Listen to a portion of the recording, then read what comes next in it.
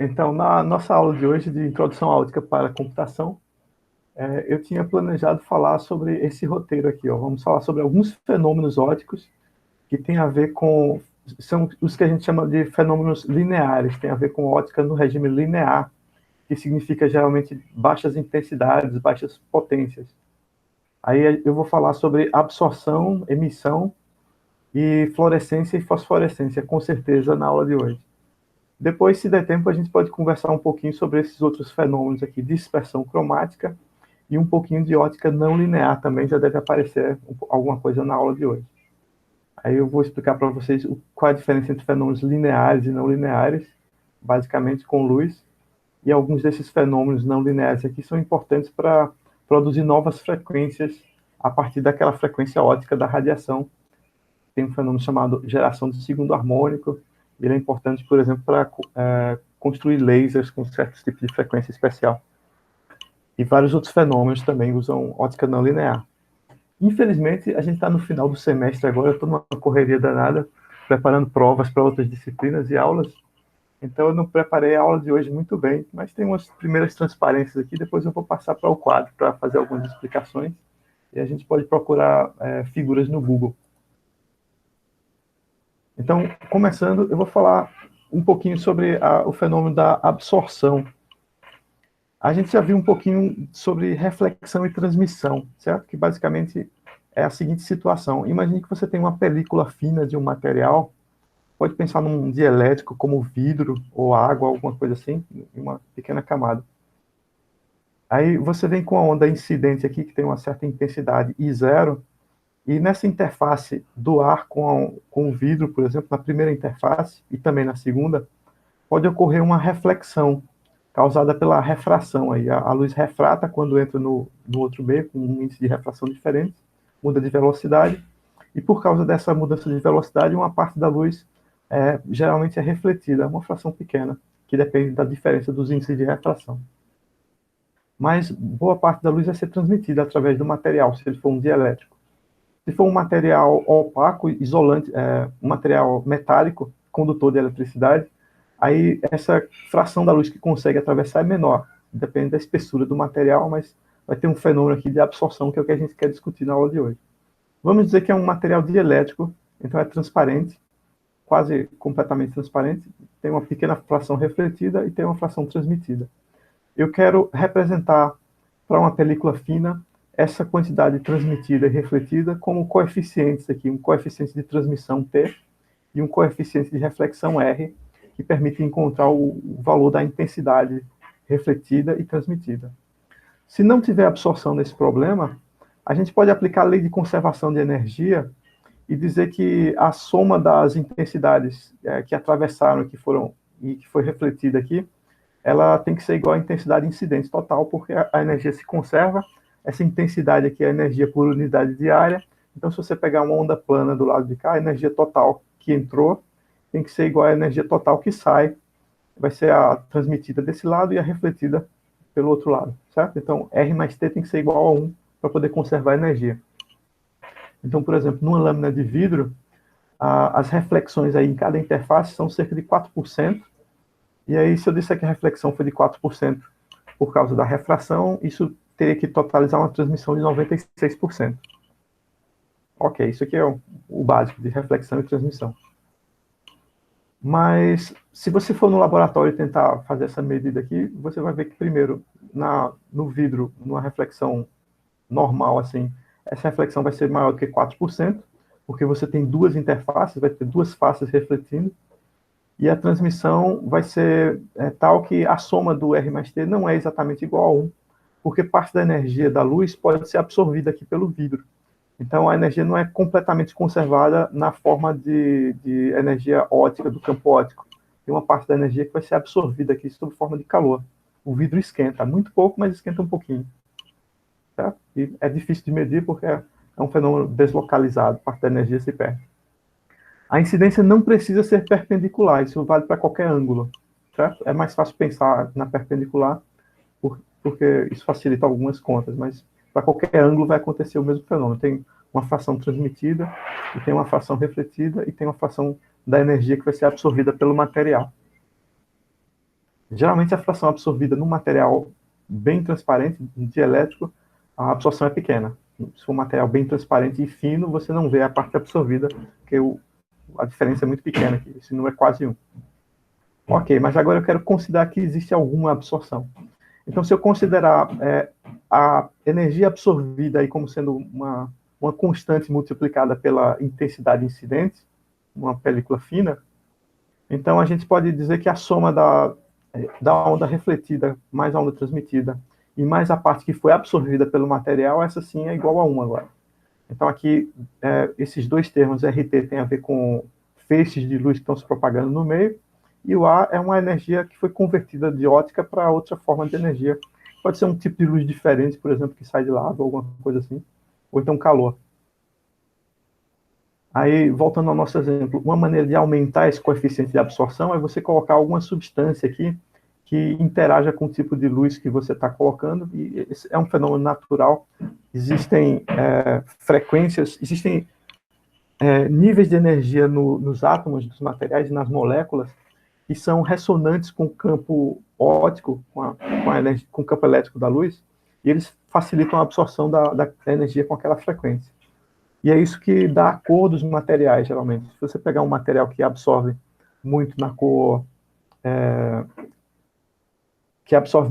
verde, por exemplo, ele vai refletir uma luz que é o complementar do verde, e vice-versa. Então, se você tem uma película de um material que absorve muita luz verde, ele vai refletir luz vermelha e azul, né? Os complementares, ciano e magenta. Então você vê aquela coisa lá com uma tonalidade de roxo e a luz verde desapareceu. Tem alguns materiais que têm essa característica. Se eu quiser fazer uma absorção meio independente da frequência, a gente pode usar metal. Metal a maioria dos metais não tem uma cor muito bem definida, é um cinza claro, né? Tipo o alumínio, por exemplo, uma coloração mais meio acinzentada, porque ele não tem dependência na frequência, na faixa do visível, no coeficiente de absorção. Então, por exemplo, para fazer um espelho, a gente pode pegar uma lâmina de vidro, colocar uma fina camada de metal aqui, pode ser alumínio ou prata, e aí essa camada vai aumentar o coeficiente de reflexão, mas parte da luz que tenta entrar aqui no material condutor, no metal, ela vai induzir uma corrente elétrica de alta velocidade na superfície do metal, e essa corrente elétrica, tendo o material uma certa resistência, ela acaba dissipando energia, que vai ser transformada em calor, então parte da energia vai ser perdida aqui na interface com o metal. Por exemplo, você pode colocar uma camada de vidro tão fina que a reflectância não fica muito boa, não é um espelho bom que eu estou tentando fazer. Se a camada de prata ou de alumínio for fina demais, a reflexão fica 30%, você pode ter uma transmissão de 50% e uma absorção na faixa de 20%. Veja que a soma dos três aqui eu botei igual a 1, mas o que a gente consegue medir mais facilmente é a quantidade de luz refletida e a quantidade de luz transmitida. Você mede com um medidor de potência, por exemplo, você mede a potência do feixe incidente aqui, digamos, 1 miliwatt de potência incidente, aí você mede a refletida da 0,3, mede a transmitida da 0,5, então a soma desses dois daqui deu 80%, teve 20% aí que se perdeu, a gente pode imaginar que ele foi para a absorção. O metal absorve energia da luz. E se você aumentar a espessura da película, ele vai absorver mais, quando a película for um pouco mais grossa aqui, vai refletir 50%, mais ou menos, absorver, digamos que a absorção é constante, 20%, então eu posso dividir igualmente aqui 40 para reflexão e 40 para transmissão. E assim vai. Na verdade, os três números mudam. Mas essa é a ideia, certo? No caso de uma fibra ótica, depende do comprimento. Sim, esse coeficiente de absorção, essa quantidade de luz absorvida, depende da espessura do material que faz a absorção. Se você tiver uma película de metal, quanto mais grosso o metal, maior vai ser a absorção.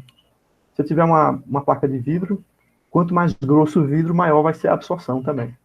E se for uma fibra ótica, o comprimento é muito grande, aí você tem uma absorção significativa. Então, por exemplo, quando a gente envia um pulso de sinal de comunicação através de um cabo submarino daqui para a Europa, ele vai numa fibra ótica, e boa parte da energia da luz que foi lançada no cabo de fibra ótica vai ser perdida, o pulso vai sendo degradado enquanto ele viaja na fibra, e vai chegar a pouca intensidade lá numa estação repetidora. Ele precisa aumentar a energia do pulso depois de uma certa distância. Aí eles colocam estações repetidoras, que é uma maquininha que vai ler o pulso que foi transmitido, que chegou depois de uma distância longa, e restaurar a forma daquele pulso, para poder a informação chegar do outro lado, senão você não consegue mais detectar.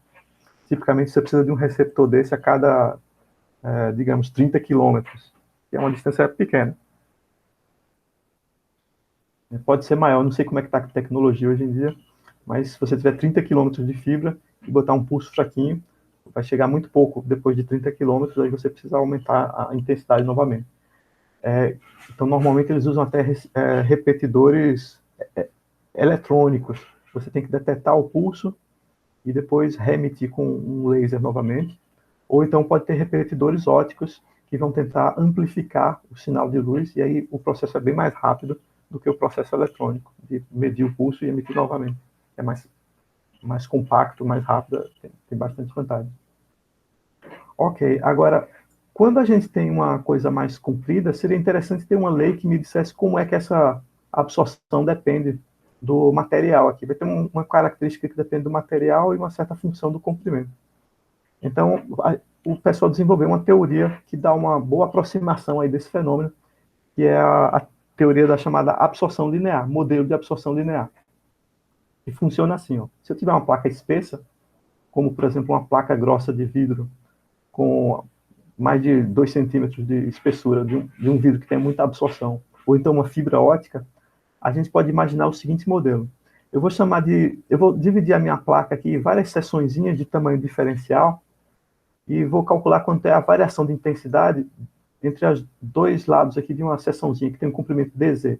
Digamos que esse aqui é o eixo Z, a luz está se propagando na direção Z, eu vou analisar a variação da intensidade em uma camada com espessura DZ bem pequenininha, certo? Então, eu posso escrever a absorção em cima dessa camada como sendo I de I mais 1 menos I de I, onde I mais 1 é a luz depois da camada e I é a luz antes da camada. Aí, colocando nosso modelo ali, que tem um coeficiente de absorção A para essa camada fina, eu posso escrever o I de mais 1 como sendo 1 menos A. Estou desprezando as reflexões. Digamos que a reflexão só acontece no começo aqui, na primeira interface. Então, vai ter uma transmissão aqui de 1 menos A. E a luz incidente na camada era a II. Então, eu posso botar o I em evidência, que é como se fosse o I0, né, da primeira inserção. Eu boto ele em evidência aqui. Aí esse termo de 1 cancela com esse termo de menos 1, e a gente vai ficar com a seguinte expressão aqui. Na verdade, esse A depende da espessura que você usou para o DZ. Então, eu vou fazer o A ser multiplicado aqui por um DZ e vai passar para o outro lado, dividindo DI. Então, a gente tem uma equação diferencial com essa forma aqui, ó. DI DZ vai ser igual a menos A vezes I, certo? Apareceu um I da fórmula da absorção, por causa do coeficiente A, que é multiplicativo. O 1 cancela aqui, que vem da transmissão e da expressão da variação da intensidade. Então, DI DZ vai ser menos A vezes I, que é uma equação diferencial linear. Por isso que a gente chama esse modelo de absorção linear. A solução dessa equação diferencial é uma função exponencial decaindo com um coeficiente A. O A é uma constante que depende do material, porque eu já tirei a parte da espessura e botei no Z aqui. Aí, resultado, a gente consegue resolver essa equação, e a resposta é que o I em função de Z vai ser igual à intensidade incidente, a menos de reflexões que podem acontecer em alguma interface, vezes uma função que tem um decaimento exponencial da forma menos A vezes Z. Certo? A intensidade cai com exponencial de menos a Z. Então, essa função aqui da intensidade em função da profundidade é um decaimento exponencial. Esse é um bom modelo que vale em diversas situações, é muito utilizado. Então, por exemplo, se você quiser saber qual é a quantidade de luz que chega lá no fundo do oceano, você pode usar um modelo como esse aqui, onde o coeficiente de absorção é uma constante aí que depende da água, é uma característica da água do mar. O Z vai ser a profundidade, e esse I de Z, essa fórmula aqui do I de Z caindo exponencialmente vai dar a quantidade de luz que chega lá nas profundezas do oceano. Então a gente vê que é uma função que decai rapidamente com a forma exponencial. Depois de alguns metros de profundidade, você não consegue mais ter luz chegando. Depois de cerca de 2.000 metros, mais ou menos, a quantidade de luz é tão pequena que fica tudo escuro. No caso da água, esse coeficiente A depende do comprimento de onda da radiação. Então, por exemplo, a absorção para a água é muito maior para comprimentos de onda mais baixos, quer dizer que a parte vermelha da luz é absorvida mais rapidamente. Então, lá no fundo você vê o tom azulado, certo? A parte azul da luz do sol chega no fundo do oceano com mais intensidade. E aí, se você está vendo tudo azulado lá embaixo, acender uma luz localmente próxima, aí você recupera a cor vermelha das coisas. O Miguel perguntou uma coisa aqui no chat que eu perdi. O ar deve variar com a profundidade? Sim, ele depende da profundidade também, depende das características da água, né? Mas geralmente é uma boa aproximação considerar que ele é constante, ele depende mais do comprimento de onda, de maneira igual para todas as profundidades. Ele varia um pouco com a composição da água, com a temperatura, mas é uma variação relativamente pequena. A principal contribuição para a forma do ar depende apenas da substância, e a substância predominante que a gente tem lá é a água mesmo. Então ele é igual para quase todas as situações. Claro que depende um pouco da densidade, à medida que você vai aumentando a profundidade, a densidade aumenta, aí o ar fica maior, mas esse efeito é pequeno. Tem uma outra maneira também de expressar esse coeficiente de absorção, que aparece às vezes em alguns equipamentos óticos, que se chama de densidade ótica. É como se fosse uma espessura equivalente aqui do material, medida em escala logarítmica. É o log da intensidade incidente dividido pela intensidade transmitida para um determinado material que você quer, um dispositivo que você quer que trabalhe como um atenuador de luz. Como aqui tem uma função exponencial, se você usar o log, isso dá um número mais fácil de tratar, mesmo que a absorção seja muito grande ou muito pequena, porque a função log tem essa característica de esticar os números pequenos e comprimir os grandes para ficar tudo com um valor numérico razoável. Então, por exemplo, tem alguns óculos para proteção contra laser que são classificados de acordo com a densidade óptica para diversos comprimentos de onda. Essa densidade óptica diz o quanto da intensidade do laser ele absorve, e você pode usar esse dado para especificar quão seguro é você utilizar aquele óculos com uma certa intensidade de laser que você está trabalhando. Por exemplo, se eu tiver um óculos que tem uma densidade óptica de 3, isso significa que ele tem um fator de absorção de 1000, certo? Que o I0 dividido por I vai dar 3 significa, isso aqui é log na base de 10, 3 significa 10 elevado à terceira. Então, a intensidade transmitida 1000 vezes menor do que a intensidade incidente. Então, isso dá uma ideia de quão bom é o seu óculos. Em algumas aplicações é recomendado uma densidade óptica de 6, por exemplo, uma atenuação de 1 milhão, para proteger você de radiação de alta intensidade. Pronto, então isso aqui é o fenômeno da absorção linear, certo? Eu tinha preparado uma demonstração, eu tentei preparar para vocês uma demonstração de absorção linear, mas eu não consegui um material absorvedor que fosse muito interessante. Tentei fazer isso colocando umas gotinhas de leite na água, só que o leite não é absorvedor. Miguel está perguntando, existem óculos para olhar para o sol? Sim, Miguel, tem materiais que têm uma absorção muito grande. E veja, isso é meio perigoso, porque se você errar um pouco a fórmula, tem um risco grande, né? Mas existem óculos que permitem olhar para o sol. Geralmente é um vidro bem escurecido, à base de mica. O pessoal chama de mica. É um vidro bem escuro que tem uma densidade óptica grande em todos os comprimentos de onda, especialmente para ultravioleta e para radiação visível. Aí você pode usar um óculos desse para olhar para o sol. Mas tem que ser, como envolve risco de saúde, risco de prejudicar a visão, tem que ser aprovado por uma agência legisladora, certo? Então, eu estava tentando preparar uma demonstração. Deixa eu ver se eu consigo mostrar aqui para vocês.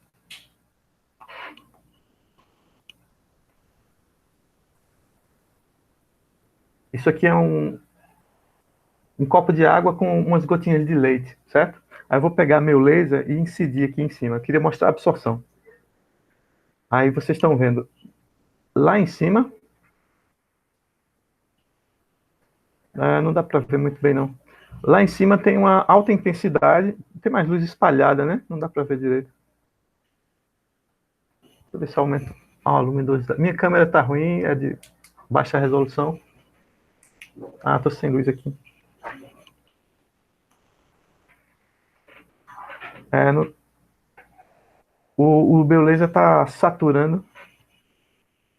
O que vocês estão vendo aí não é absorção, é espalhamento, porque as partículas de leite, elas são brancas e são muito pequenas. Então eu não consigo mostrar o fenômeno da absorção diretamente, porque tem muita luz espalhada. Eu estou vendo uma coisa diferente de vocês aí, porque a câmera está saturando na alta intensidade. Eu não sei como regular o brilho da câmera, para que ele só veja a parte fraca do laser. Ela está saturando e a coisa que eu gostaria de mostrar está aqui no meio. Eu consigo ver a olho nu, mas na câmera não vai aparecer. Tem um filamentozinho que vai perdendo intensidade lá no final. Eu espero que os outros experimentos que eu preparei na aula de hoje sejam mais visíveis. Depois eu mostro para vocês. Pronto, então não funcionou muito bem não.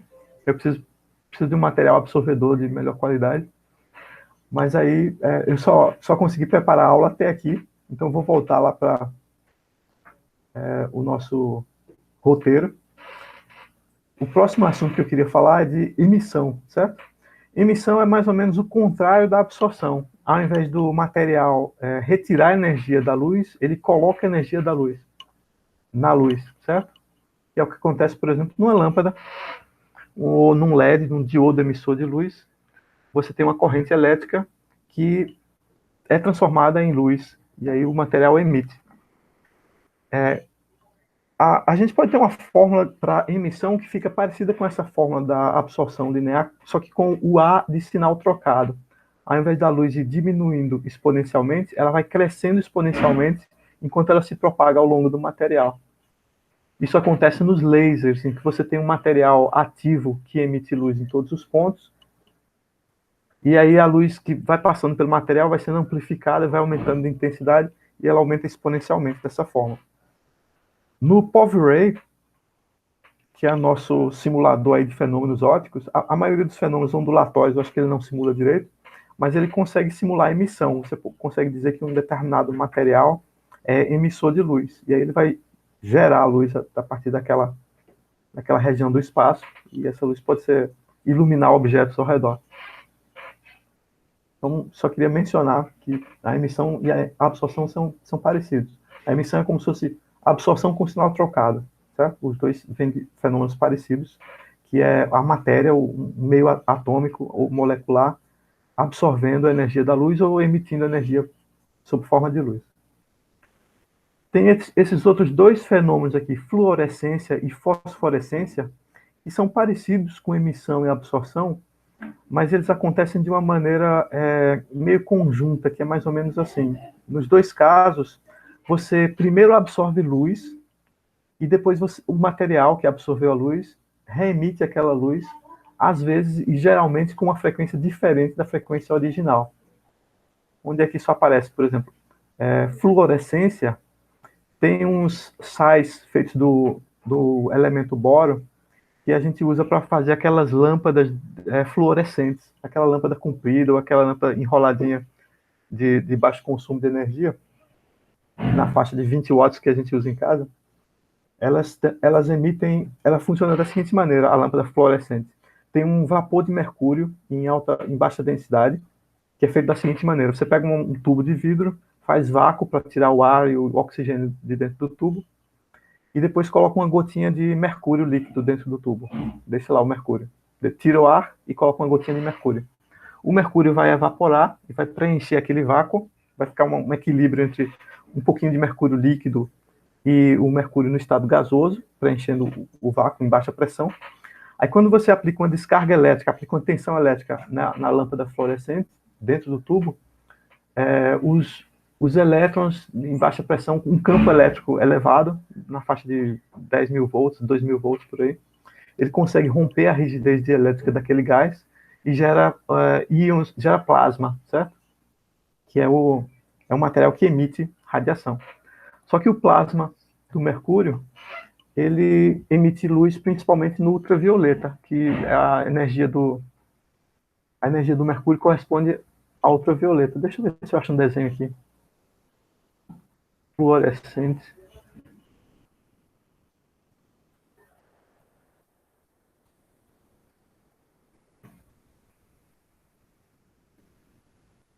Fluorescentes.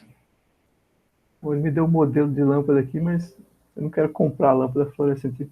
Esses modelos, certo? Elas funcionam todas assim.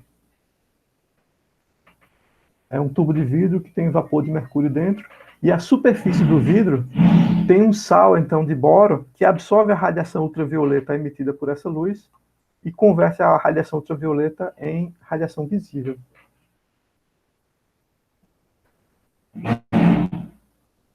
Deixa eu ver se eu mostro o funcionamento aqui.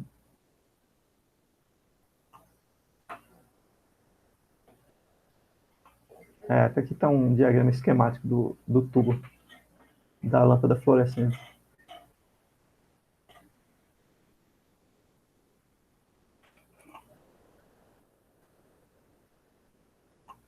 Vou mostrar essa imagem grande. Como é que aumenta a imagem aqui?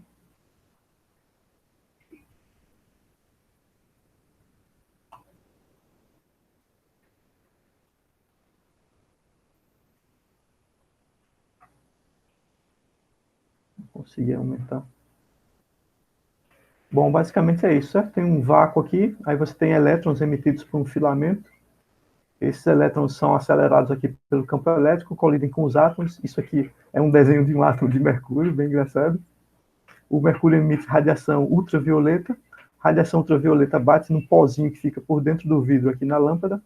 Esse pozinho, ao receber a radiação ultravioleta, emite luz. E aí você tem 3 sais de boro diferentes que emitem luz com 3 cores diferentes. Tem um azulado, um alaranjado e o outro vermelho ou amarelo. E aí, controlando as proporções desses 3 pozinhos, você cria luz branca aparente. O curioso é que essas lâmpadas aqui, elas geralmente pulsam com a periodicidade da alimentação elétrica. Então, vai ter 2 pulsos por cada ciclo da rede, que é de 60 Hz aqui no Brasil. Então, essa luz que sai da lâmpada ultravioleta, ela é pulsada a 120 Hz.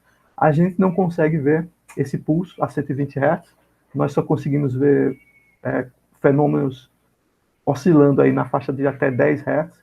Mais do que isso, você enxerga a imagem de maneira contínua, mas eu acho que uma mosca consegue ver a lâmpada piscando. A mosca tem um sistema nervoso mais rápido, o sistema nervoso na parte óptica é mais rápido do que o nosso.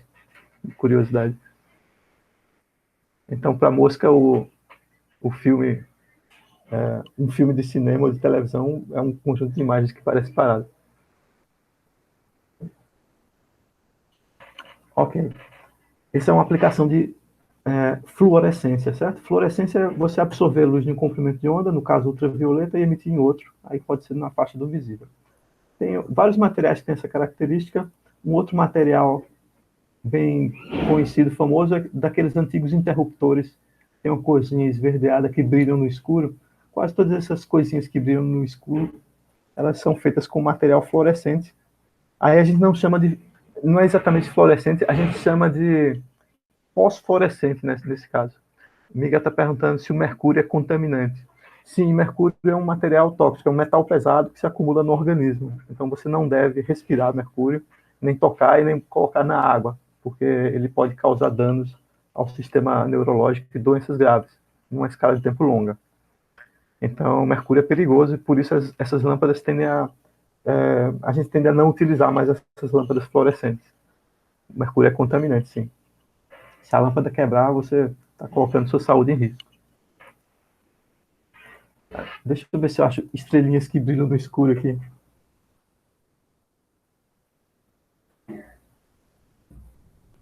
O Google. É isso aqui, ó, esse produtozinho aqui. Ó. Vocês talvez já tenham visto. São as estrelinhas de plástico, com a cor meio amarelada. que são outro fenômeno, ele chama aqui fluorescente, né? É fluorescência também, tem pouca distinção entre esses dois fenômenos. Fluorescência e fosforescência é basicamente a mesma coisa, só muda a escala de tempo em que você está observando essa emissão. Normalmente, quando o material tem esse fenômeno de fosforescência, ele absorve a luz imediatamente e depois vai reemitindo num tempo de decaimento longo. Então, você manda um pulso de luz, a energia fica armazenada no material e vai sendo reemitida, geralmente, numa frequência mais baixa, durante um tempo mais longo do que aquele tempo inicial em que o pulso aconteceu. No caso da lâmpada fluorescente, isso é engraçado, tinha uns experimentos de física que a gente fazia lá no Recife, que era colocar umas cordas para oscilar com um osciladorzinho que controla a frequência para ver ondas estacionárias. E aí a gente observava que no laboratório, que era iluminado com lâmpadas fluorescentes, se a sua frequência chegar perto de 120 Hz, você vê as cordas, um cordão vibrando nessa frequência, ficar colorido.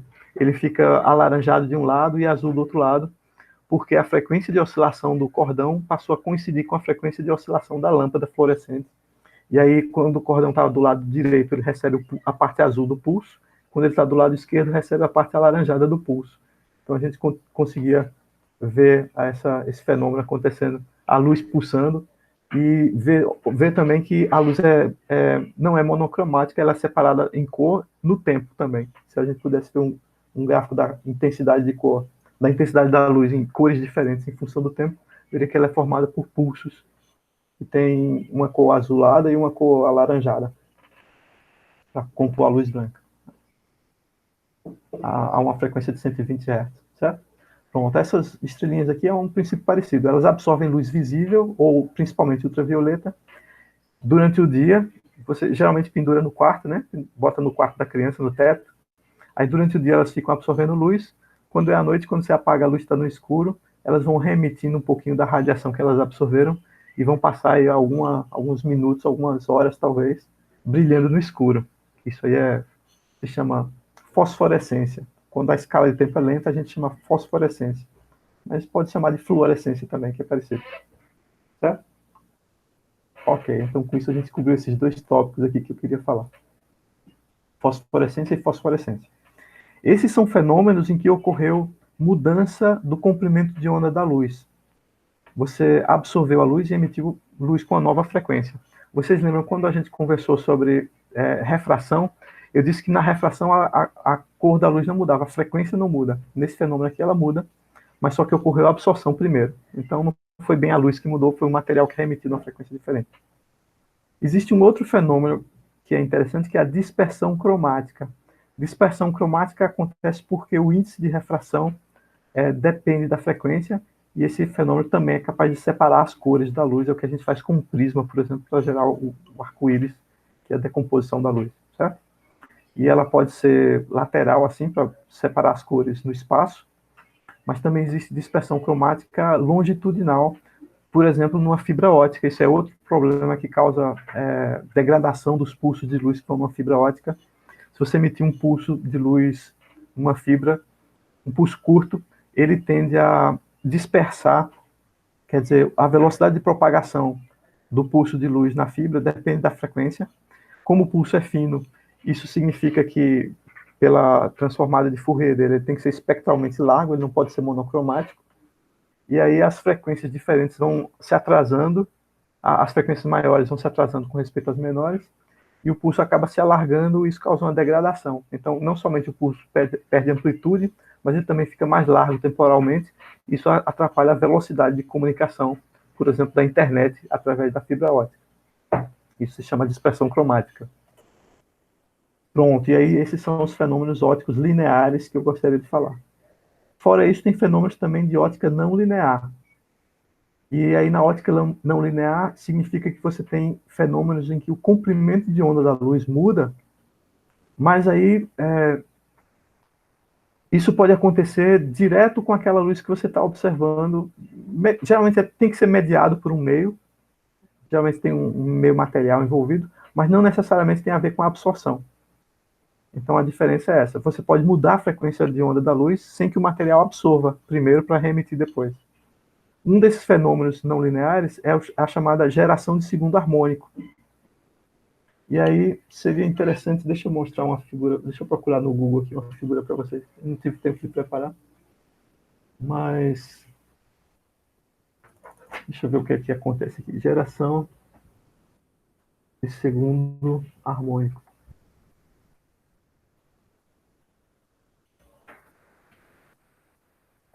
Na geração de segundo harmônico, bom, a página da Wikipedia em português geralmente não é muito completa, mas a ideia é mais ou menos essa aqui, ó. Você pode ter um material que tem uma assimetria, um material que tem uma molécula assimétrica espacialmente. Então, imagine que esse material está sendo excitado por um campo de luz que tem uma certa frequência. Essa frequência aqui dessa oscilação correspondendo à onda azul, certo? Então, normalmente, no material simétrico, linear, você veria essa bolinha que representa o elétron lá na molécula, ou o átomo da molécula vibrando com uma certa frequência, igual à frequência da excitação. Se você está puxando e empurrando a bolinha aqui nessa frequência, nessa direção aqui, a seta azul está acompanhando a bolinha na mesma frequência, certo?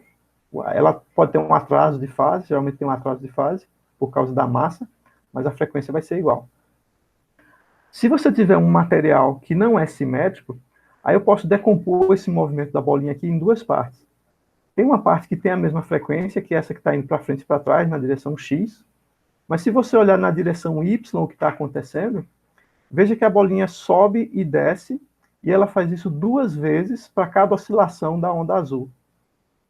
Certo? Veja, enquanto eu vou e venho, ela foi e voltou na direção X uma vez, mas na direção Y ela está no ponto alto aqui e está no ponto alto aqui novamente, só na ida.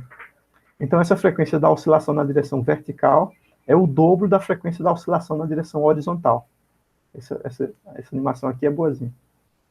Isso significa que esse material, esse elétron aqui está oscilando, ele oscila também na mesma frequência da onda, mas ele também tem uma oscilação que acontece com duas vezes a frequência da excitação externa.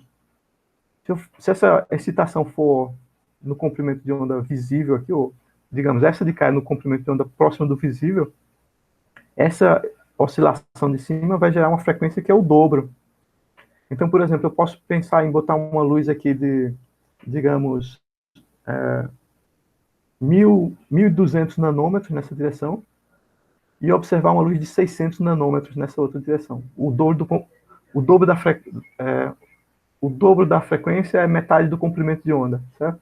Então, 1.200 nanômetros é uma luz invisível, infravermelho, a gente não consegue ver, mas aí o material vai absorver essa luz infravermelha e ele vai emitir, não é nem que ele vai absorver, ele está sendo excitado por essa onda infravermelha e ele vai emitir luz verde de 600 nanômetros, ou azul, certo?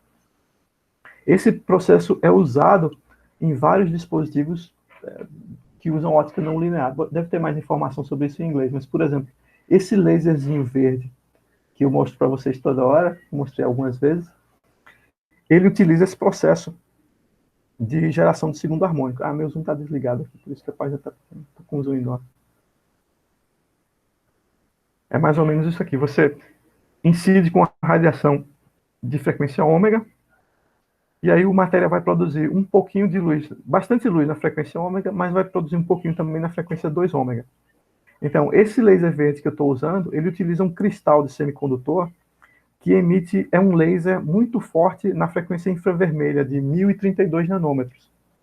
Só que esse 1032 nanômetros passa por um cristal não linear, não lembro qual é o nome do cristal, ele tem uma lista, tem alguns poucos materiais que tem essa forma da molécula assimétrica.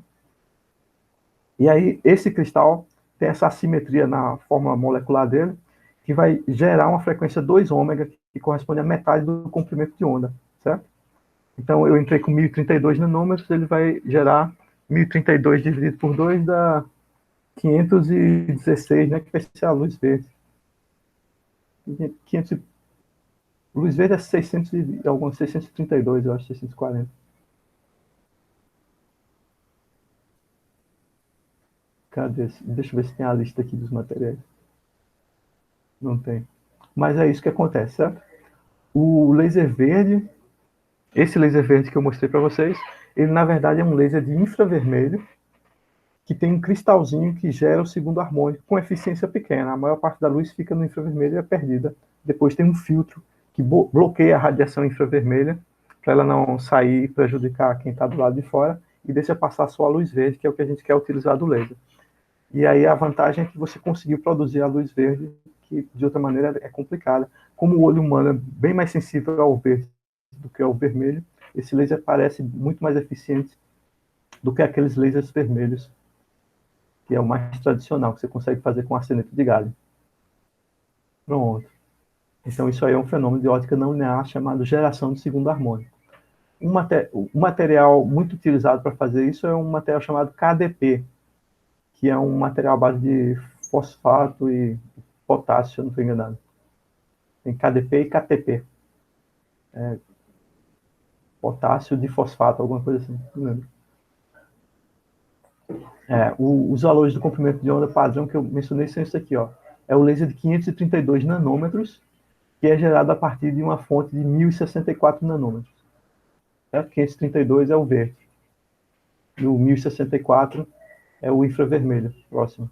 Que é quase visível, mas é invisível. Ele está descrevendo esse uso comercial aqui da geração de segundo harmônico. Ok. Tem outras aplicações para isso também. Tem condições especiais para se fazer esse tipo de fenômeno. Tem o que se chama de condição de casamento de fase. Se o seu cristal não tiver a espessura certa e o ângulo correto, você pode não ter eficiência na geração do segundo harmônico, porque a energia é convertida para aquele modo e depois retorna para o modo original. Foi o que aconteceu aqui, ó. Aqui ele está dando um exemplo com ΔK igual a zero. ΔK, isso aqui é o que a gente chama de condição de casamento de fase entre a onda desejada, entre a onda incidente e a onda desejada que você quer. Quando tem casamento de fase, você consegue transmitir uma boa fração da energia para o modo de segundo harmônico. Quando você não satisfaz essa condição de casamento de fase, bota o ΔK diferente de zero, aí a energia vai para o modo que você queria e depois ela retorna para o outro modo. E aí você perdeu a energia de novo, você ficou com o segundo harmônico bem fraquinho, nesse caso de baixo. Isso faz parte da engenharia, da construção desses materiais, desses lasers. O cristal tem que ter a espessura certa. Ok. Então, bom, basicamente é isso que eu tinha para falar sobre geração de segundo harmônico. Agora eu vou mostrar para vocês um experimentozinho. Deixa eu voltar para cá. Para ajudar o meu Office também está travando, ele bloqueou minha tela aqui. Eu já preparei um pedaço da aula hoje e ele deu defeito. Mas eu vou mostrar para vocês um outro experimentozinho. Eu espero que esse seja melhor de ver. Aqui tem um líquidozinho marrom esverdeado na minha mesa. E eu vou passar o laser verde em cima dele. Não sei se vocês vão ver alguma coisa. Olha só o que aconteceu. Vocês estão vendo isso? É difícil mudar a cor desse laser, certo? O laser é monocromático. Ele não é uma luz branca que contém a cor vermelha e você está não vendo o vermelho porque está misturado com outras cores. Aqui aconteceu o seguinte fenômeno. Eu estou incidindo um laser verde na minha solução e está saindo luz verde. Olha aqui do outro lado. Sai luz verde, mas dentro do material você está vendo uma emissão de luz vermelha, certo? O laser mudou de cor. Não sei se dá para ver. O laser muda de cor dentro do material. Isso aqui, o que é isso? Isso é um fenômeno tipo fluorescência, na verdade. Eu ia dizer que é geração de segundo harmônico, de um subarmônico, mas não é. O subarmônico desse laser seria 200 nanômetros, seria ultravioleta. Isso aqui é uma forma de fluorescência. A substância verde que tem aqui no meu tubinho é clorofila, certo? Se vocês olharem como é a curva de absorção da clorofila, ela funciona da seguinte maneira: ela absorve luz na faixa do azul e ultravioleta, absorve luz também no vermelho e rejeita a luz na cor verde. Então ela praticamente não absorve a luz verde, ela reflete o verde. Só que quando eu coloco luz verde de alta intensidade com esse laser aqui, tem um restinho da curva de absorção dela, então parte dessa luz verde vai ser absorvida, a molécula de clorofila vai para o estado excitado, que é o que a planta usa para produzir açúcar, né, glicose, e depois que ela está nesse estado excitado, ela relaxa e emite a luz vermelha naquela faixa preferencial de funcionamento da molécula. Então, o que está acontecendo aqui é um fenômeno de fluorescência. Eu estou injetando luz verde no material e está saindo luz vermelha, certo? Isso aqui é uma solução de clorofila em álcool. E tem umas impurezas também, porque tem espalhamento aí para a gente poder ver a cor, né? Senão você não veria nada. E o que mais? Tem isso, clorofila e álcool e algumas impurezas que deixaram a cor meio marrom. Depois de algum tempo ela envelheceu.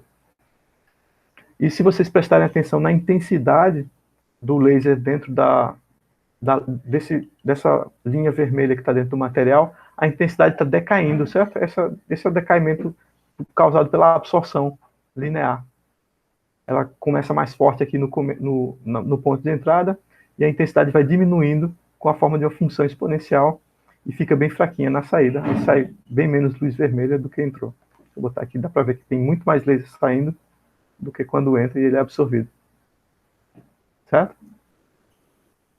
Pronto, então isso aí mostra o fenômeno da fluorescência, uma escala melhor da gente ver. Lembrando que se você tentar mudar a cor do laser com outro material que não tem essa ressonância molecular, não funciona, né? Se eu botar aqui num absorvedor que não tem dependência cromática, mesmo que seja uma tinta verde aqui, vai sair tudo sempre verde. Esse laser todas as reflexões que você vai ver dele vão ser verdes, a não ser que você tenha algum fenômeno associado à absorção da molécula por um material especial. Então, por exemplo, deixa eu ver, eu tenho um outro materialzinho aqui. Tem algumas tintas que fazem essa conversão. Esse aqui eu estou injetando luz verde e está saindo amarelo, certo? Um amarelo alaranjado aí. Ó. Normalmente isso não acontece. Com a maioria das substâncias, seja de qualquer cor, se você não tiver esse corante com o material adequado, só vai sair luz verde, mesmo que você use uma cor amarela, uma tinta amarela de qualquer outra coisa, só vai sair luz verde. Aqui tem um pedaço de plástico amarelo, ó. Eu boto luz amarela nele, sai verde. Não podia sair outra coisa, certo?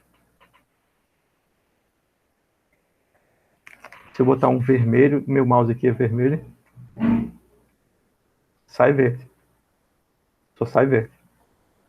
Para poder sair vermelho, você tem que ter um material que absorve a luz e tem esse fenômeno da fluorescência, que foi o que aconteceu aqui. Com um apontadorzinho, tá? Aqui tá amarelado. Tem muita luz verde ainda saindo, mas tem uma grande quantidade na faixa do amarelo. Isso também é fluorescência.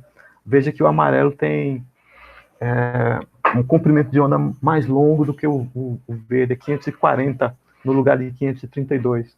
Então, o que aconteceu foi que ele absorveu a energia na frequência de 532 e reemitiu no 540. Teve pouca perda de energia.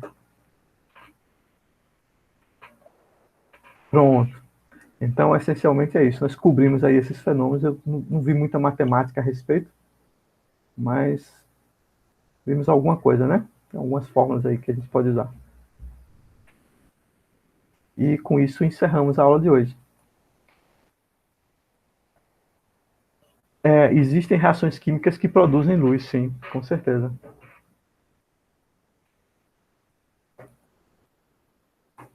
Existe um mecanismo de geração de laser chamado laser de exímeros, que utiliza uma reação química para gerar um meio amplificador de luz e produzir um laser de alta potência. É como se fosse um combustível. O laser é combustível, né? O vagalume também é um bom exemplo, né? Luz natural, bioluminescência.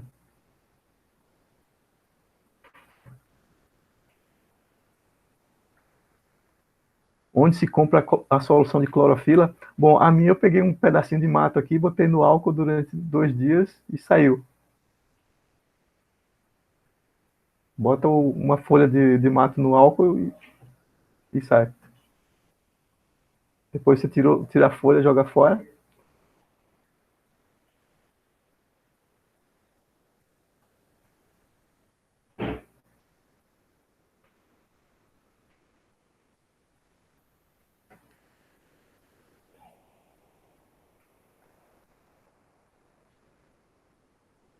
Com água não, eu acho que não funciona. Eu não testei com água, mas não funciona direito. O álcool ajuda nesse processo de permitir a absorção da luz verde na faixa do vermelho, que não é natural. Além disso, tem diferentes tipos de clorofila, né? A principal é a verde, mas tem uns dois tipos diferentes. Tem clorofila vermelha também.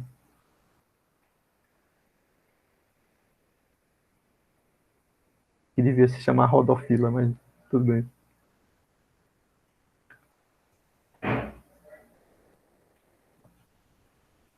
Pronto, então faltou falar um pouquinho sobre lasers. Eu ia explicar para vocês por que os lasers são interessantes, mas a gente falou um pouquinho sobre um tipo de laser especificamente.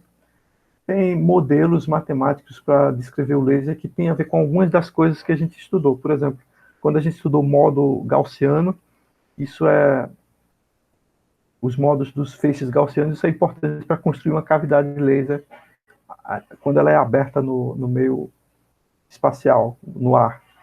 Você precisa construir espelhos esféricos casando com aquele fator 1 sobre R, com aquele parâmetro 1 sobre R. Mas aí fica meio matemática demais para a gente. O curso teria que demorar mais para a gente conversar mais sobre lei.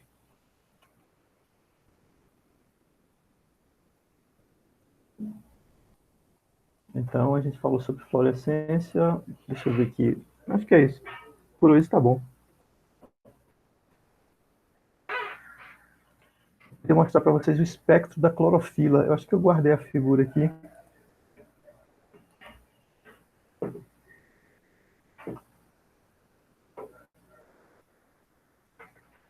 Cadê o espectro de absorção da clorofila?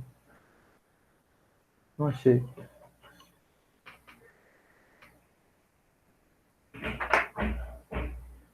Vamos procurar aqui no Google.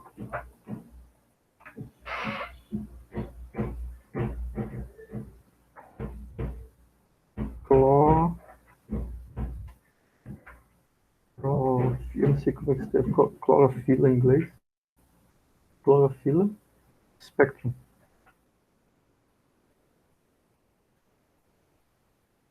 Chlorophyll.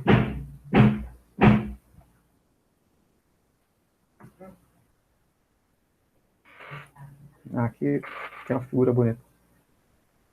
Pronto, tem clorofila A e clorofila B. Isso aqui é o espectro na faixa do visível, certo? Do ultravioleta até o vermelho. Aqui é o comprimento de onda embaixo. Aqui é o... Como é que faz para mostrar a sua figura?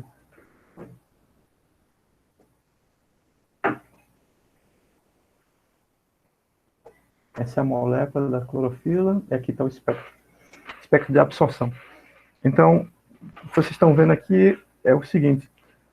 A clorofila absorve bastante luz nessa faixa do ultravioleta, do azul e do ultravioleta, até cerca de 450 nanômetros. Fora dessa faixa, ela absorve muito pouca luz, até mais ou menos a faixa do vermelho. Por isso que ela é verde, certo? A luz bate aqui, ela filtra, absorve toda a parte azul, toda a parte vermelha, e o que sobra é o verde, que é o que a gente vê. É a parte rejeitada pelas plantas. Aí, se eu vier com a luz verde de alta intensidade nessa região, tem um pouquinho de absorção. Como a intensidade é muito grande, a molécula vai ficar no estado excitado aqui nessa região. Aí, quando ela está no estado excitado aqui, ela absorveu energia, e depois essa energia se redistribui aí, interagindo com as moléculas ao redor, com o álcool, com a água, e ela pode reemitir novamente, aí ela vai reemitir nessa faixa aqui de 650, 630 nanômetros por aqui. E é essa parte que a gente viu aí na fosforescência, certo? Ou então eu estou falando dessa clorofila B, que talvez seja essa outra verde. Eu não sei qual é o tipo predominante nas plantas verdes, é capaz de ser essa. É por isso que ela emitiu aqui em 632, que é a luz vermelha que a gente viu. Esse espectro também depende dos solventes que estão ao redor, certo? Se você usar água ou álcool, o resultado dá diferente. Mas o comportamento geral é parecido. Então, o engraçado é que ele mostrou aqui para a gente as curvas com diferentes substâncias, né? Clorofila A, B e os carotenoides, que são corantes aí que tem na cenoura, por exemplo, que também tem essa função de absorver energia para ajudar a planta a fazer reações químicas. E retinol também é o que a gente usa no olho para perceber a luz.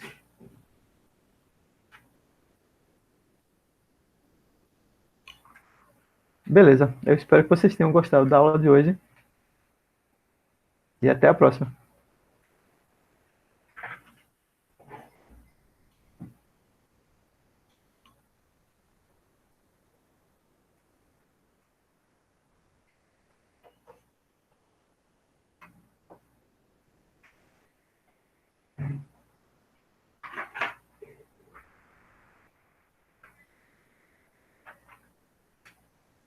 É interessante, né? Eu gosto de fazer esse experimento. É pena que eu não tive tempo de preparar direito.